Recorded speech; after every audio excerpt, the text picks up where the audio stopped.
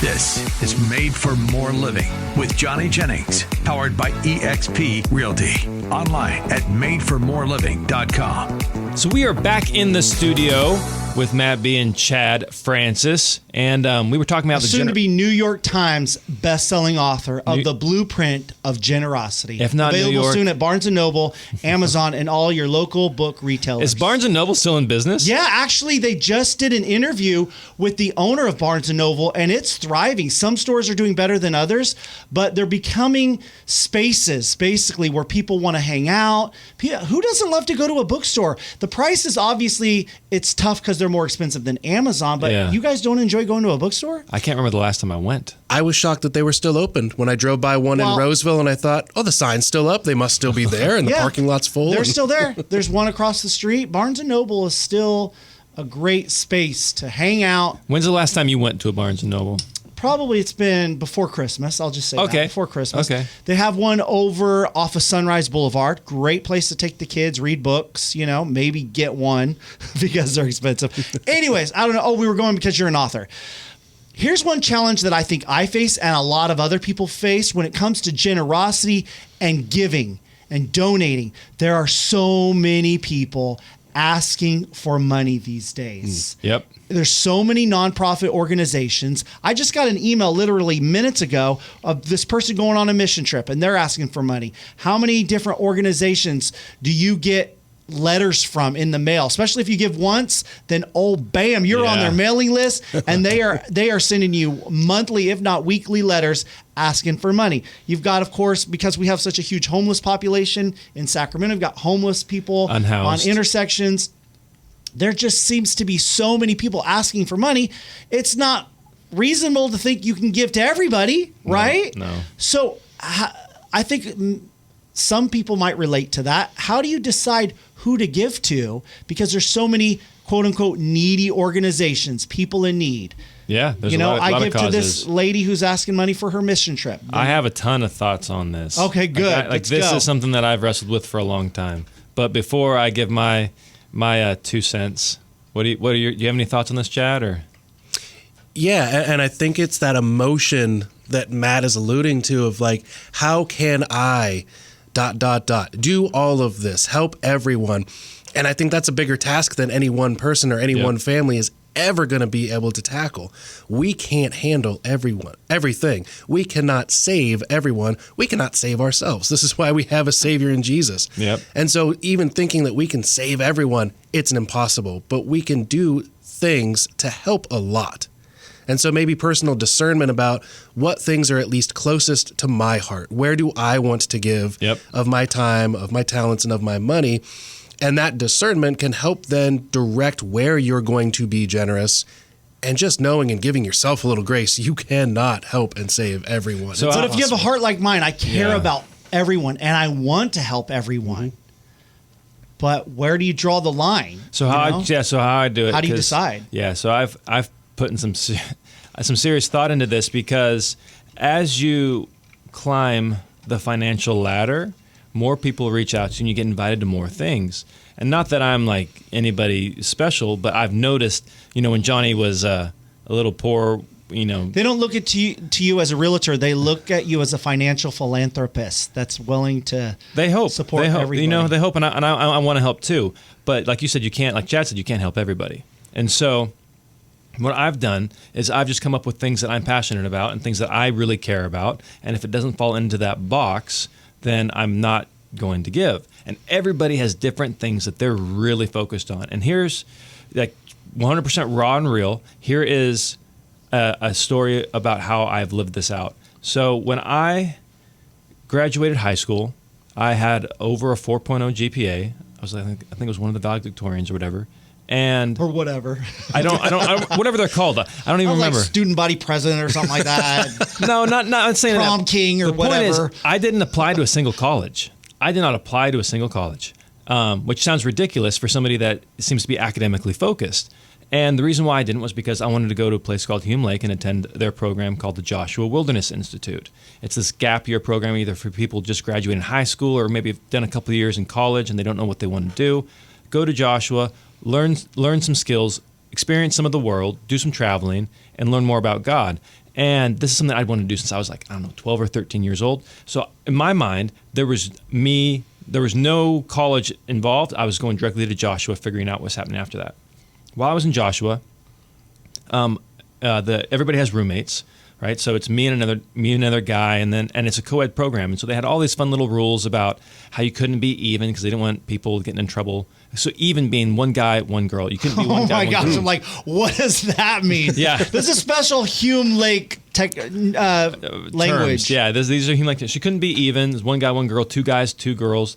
Once it got to be three guys and three girls, and that was fine. Oh my god! Because they just Hume Lake math, Hume Lake vocabulary, Hume Lake math, Hume Lake vocabulary. I mean, was there like a guidebook, a manual when you come to Hume Lake? This is what this word means. This is how we do math. There was so much. So while I was there, no purple, right? I know that. No. While I was there, you couldn't listen to music. You couldn't watch television. Not even Christian music? You couldn't listen to anything. You could. Wow. If it was playing, that was fine, but you couldn't request a song. There was all this to say, it was a fantastic experience. But that year that I went was the first year that they offered a trip to Israel.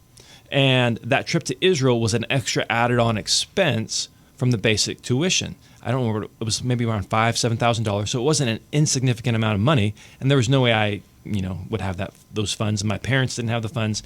But my godmother ended up giving me that money. It was a gift, very generous gift, and I was able to go now, but my roommate still was not. And somebody, I don't even know who the donor was, but somebody in the 11th hour donated to Joshua funds for him to be able to go. So this is talking about generosity giving. So I'm now able to go off the generosity based on the generosity of somebody else. He's now able to go based on the generosity of somebody else. We got to experience Israel, see it. Highly recommend it if you've not gone before. This is definitely before you die, this is something that you want to see. And we came back and we made a promise to each other. My roommate and I made a promise, and that, hey, every single year we're going to donate some money to the guys in the room 211. That was our room number, was 211. We're going to donate money to help them go on their Israel trip.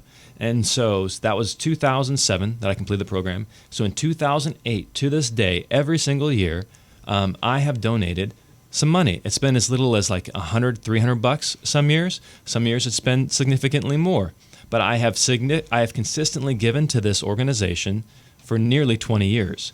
And the benefit of that is I now have deeper relationships with people in that organization, which was not the purpose. I wasn't trying to buy my way into the Hume hierarchy. But so when you talk about giving and how you can how to determine what you're going to do, I would say before you make any decisions, is this something you're going to want to do long term, and does this align with your beliefs? Because I believe going deep on fewer things is better than going superficial on interesting. On many things. And there's a lot of people out there that will give, give 5%, they give out of their bucket. They'll give 5% here, 10% here, 15% here, and they'll disperse it.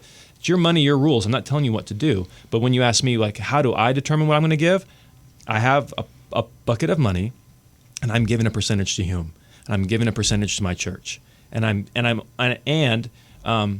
those things are going to either have to involve children or pastors. So I've whittled it down to where I'm either supporting children or pastors. And so when it comes to my giving, that's how I approach it. I have if it doesn't fall in those buckets, if I have anything left over from what I'm willing to give my primary organizations, does it help children and does it help pastors? I'm not saying that's right for everybody, but if you're trying to evaluate, hey, how can I give?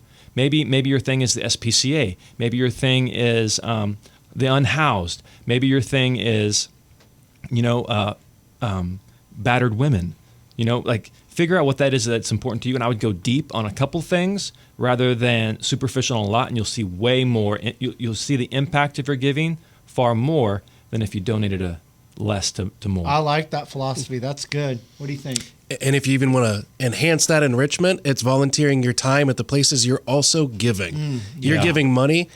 Serve there for a few hours a month if you can, and watch where your dollars are going. Because it's going to greatly affect your heart when you also you volunteer at the ASPCA because you're also giving, and so you're there a few hours, also working with the animals and trying to help the adoption programs. It's going to greatly impact your heart. Yeah. And I've always said that because obviously here in the greater Sacramento, we have a severe homeless crisis situation. And we have a great organization called the Union Gospel Mission that's downtown. They have actual programs. It's not a handout. They do meals every single day for people off the street. You got to come in, you got to hear a message. There's worship and a message before you get that meal. But they also have an intensive program where they bring people off the street and they house them and they go through all this program to rehabilitate them. So you can donate your money to the Union Gospel Mission. You can also go volunteer there and help out, which I think, like you've been saying, is much more meaningful, much more impactful than just handing somebody $5 off the freeway. Go in there, get involved, actually change these guys' lives, but by supporting an organization that's doing real work. So when you talk about the $5 off the freeway, it kind of reminds me of my friend who gave some money to help the lady change her tire, which we referenced earlier. Like, I'm not saying don't listen. Like, there's a whole lot of the Holy Spirit and listen to that small voice inside of you. And if you're feeling nudged in a certain direction, I would lean into that. But as far as feeling overwhelmed, like, where do I put my money? Where do I give? Set up some ground rules. Talk it over with your spouse and figure out what's important to the two of you, and then do it together. So that way, it's not she's giving here, I'm giving here. Like, if you're doing it together, that's another benefit. So I didn't know Valerie in 2008. I didn't meet her till 2010. But now she and I, for almost 2 decades, have been giving together to Hume Lake, and that has been an added benefit in the giving, is that we're doing it together. So, if you like to give to Hume Lake, their website is. Yeah. No. But I can see you going back there and being a camp counselor for your kids. Wouldn't that be cool to go back there as your kids get old enough? That would be a full circle. That would be amazing. Yeah. Then you can go on a trip to Israel with them. But talking about Chad, like getting involved, like Valerie and I have been involved in boards and stuff, and we have committed time to giving to Hume. But again, it doesn't have to just be money. But so if you're going to give your time, focus on a few things and go deep. If you're going to give your money, focus on a few things and go deep. That's my perspective. If you wanna have a conversation about that, you can reach out to me anytime at Thrive Stewardship. No, I'm just kidding. At Chad's website. Johnny will take your calls. Johnny will take your calls at Thrive. Yeah. So anyways, when we come back, we're going to be talking about some real estate, because this is a real estate show. And we're talking about, should you buy a fixer? Well, guys, the real estate bar has been raised. Clients today expect more help navigating a difficult sale fast. That's why we highly recommend Johnny Jennings and his team at Made for More Realty. For instance, they helped out Alice. She needed to sell her mother's home, but didn't want to deal with showings and open houses. Johnny Jennings and his team at Made for More Realty were able to get her an incredible as-is offer off market in 2 days. The sale was quick, discreet, and very easy for Alice. And they can do the same for you. That's why, holy cow, they have over 930 5-star Google reviews. They've been #1 in Roseville for the past 3 years. Did you know you can get at least 3 cash offers on your home in as-is condition, just like they did for Alice? Just reach out to Johnny Jennings and his team at Made for More Realty, because you expect more, so get more. Just Google Made for More Realty today and get more for your home. License number 1982-171.